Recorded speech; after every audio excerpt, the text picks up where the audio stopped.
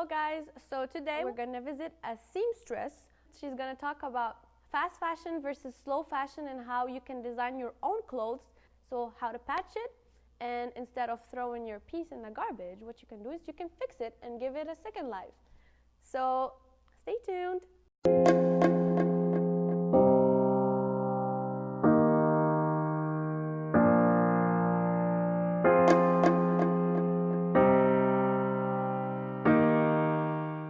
I'm here with Sandra Kirko. She's a seamstress here in Montreal at Opera de Montreal and also a corset maker.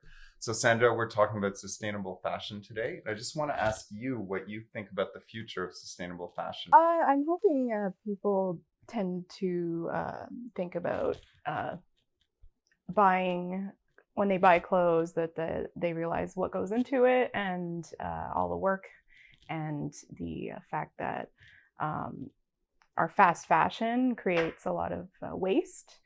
And if you get something locally made and tailor-made for you, then it would be a lot more eco-friendly, and it would sustain the local economy.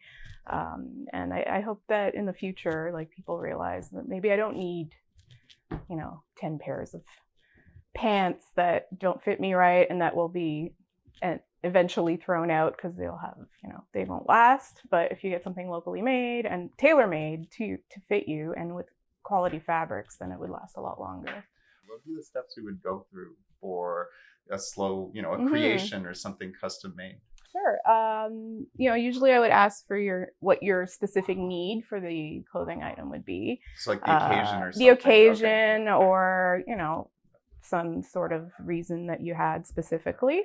And I would, of course, take your measurements, and we would discuss fabrics if there's anything specific that you were looking for. After that, I would do research on fabric and the style, and we would agree upon a look and a cut. And then I would do a pattern according to the measurements that I took from you. And then that would be cut into let's say a less expensive fabric that's similar to the drape of whatever you were looking for. Okay. So that, we check a fit, we do a fitting.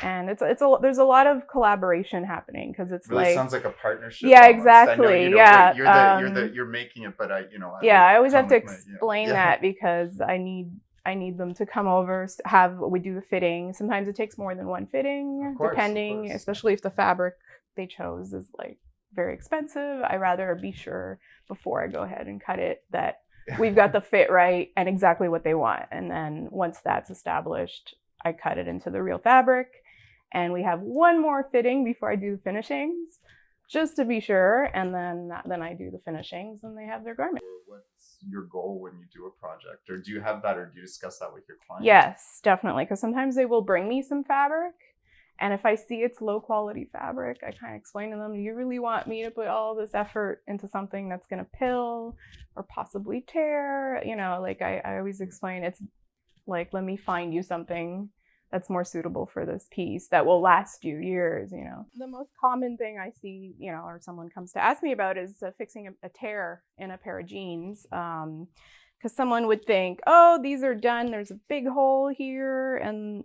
they think, okay, well, I can't, this is really uncomfortable when you wear jeans with tears right in the thigh. So when you're walking, it's not very comfortable. So I actually have a way to fix it so you can get maybe an extra year out of your jeans, which would be really cool. And then you could still fix them again and again. So I made a little sample. These are jeans that have the tear, but here I just made a sample, and I'm going to be using contrast thread so you can see better. And for this, you would need, of course, a needle, some thread. Thimble helps, not totally necessary, but it does help. A pair of scissors and some pins. So I already drew out kind of the pattern we're going to be sewing in. I don't know if you see that. Hopefully I did it in a little white chalk here. And this is my tear. As you can see, it's pretty bad. And what I did was also pin just another piece of denim in the back. It could be any fabric. It just helps stabilize what we're gonna do when we sew it. So it has a little backing to it. So what I did was I pinned the piece of fabric just like that in the back. And to be sure, it goes a little bigger than your tear. I went about an inch out on each side. So maybe 2 inches here so that we get the, as long as it's bigger, that's what's important. So I'm going to do about a length of thread, snip that, take my needle right here. I'm going to thread my needle. I'm using kind of a longish needle, and you'll see why in a minute. So I'm going to start at the beginning. Here we go. Move this step over. Number 1. The beginning of my little zigzag here that I drew. And I'm going to go in like that. And it's important to thread your needle. One tail is a little longer than the other. And I'm going to go back. And this kind of locks it in place. There we go. So now it's locked in. And I'm just going to continue. Now, because my needle's nice and long, I can kind of go in, out, in, out, about twice, like that. And then I go back one, and that kind of locks it. And I just continue in, out, and because it's long, I can do quite a few until I get to the end of that point of my zigzag. And I'm gonna go back again. And that locks it. And now that was before the tear. That's important because I'm kind of solidifying just before the tear. And now I'm gonna start getting into the tear. So I just continue the same way. And out.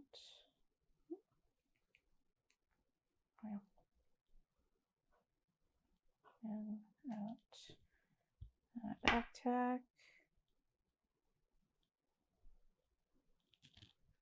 It's just a repetitive thing that you do. It's good to do in front of a movie, or if you want to put some Netflix on, that's great. It's a great little activity.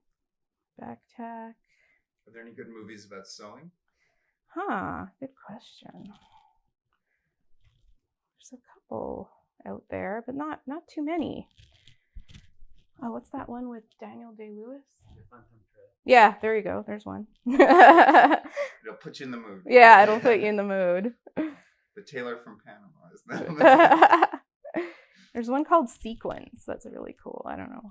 That's not on Netflix right now, but it's something about a seamstress in Paris, which is very neat. Anyway, so I just keep going. I do 2, I back, and I hope it's clear that when you go back, you just you basically go back and come back and continue. It just locks it into place. It's just there.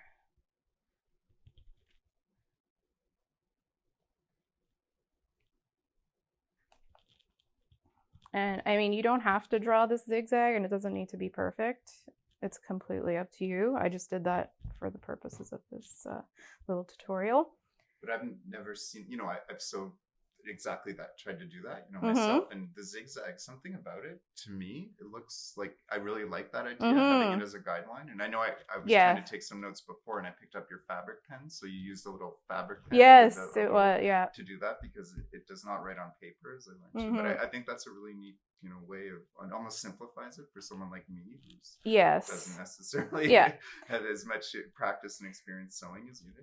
A little guideline always helps. I even do those, even with lots of experience. It's just helpful. It's like a coloring book almost. And there is something relaxing about sewing. You mentioned going in front of sort of Netflix or turning YouTube on or, music. Yeah, you can do this well. Yeah. It's almost like a meditation, I find. Exactly. I found it very relaxing. One question, I know you had the fabric on the back, so are we sewing that on, or was that just for sorry, it's okay, actually grabbing it. Okay, so I you should can have see the shown stitching. that I side. wanted to make sure. It's grabbing onto it. It's just it's stabilizing it, and I put it so that this, like right now, it's the same fabric, so I had the darker part, so that if anything shows through, it's still dark.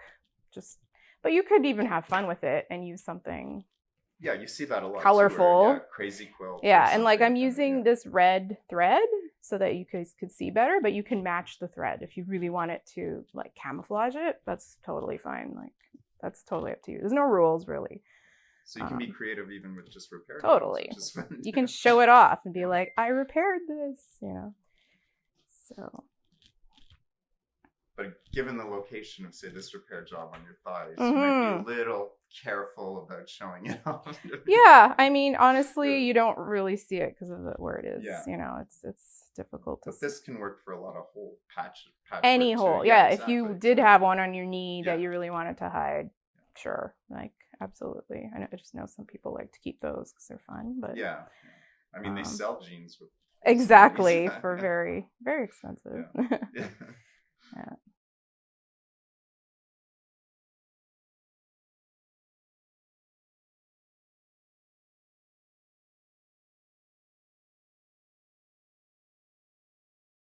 It's better like this.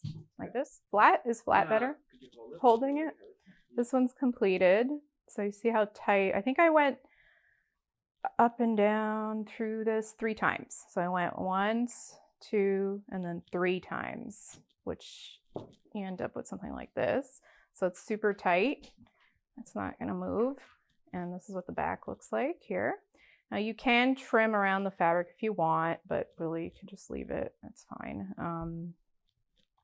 But this now, your tear is all contained and it's flat. It's just, it's repaired. It's done. So, and I mean, it's kind of cute in the red too. I mean, if I were trying to conceal it, I would probably pick like a dark blue, but and I mean, if you really look at it, you see it's really, really solid looking. Like I'm amazed how solid it looks. Yeah, I mean, we see this, but it's not, your skin's not going to poke through, which is what's important. Exactly.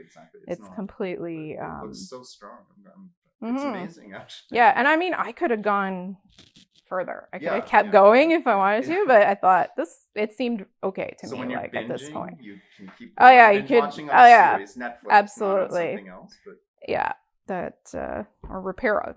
Get a batch of jeans and you repair them all. Yeah. All right, well, thank you very much, Sandra.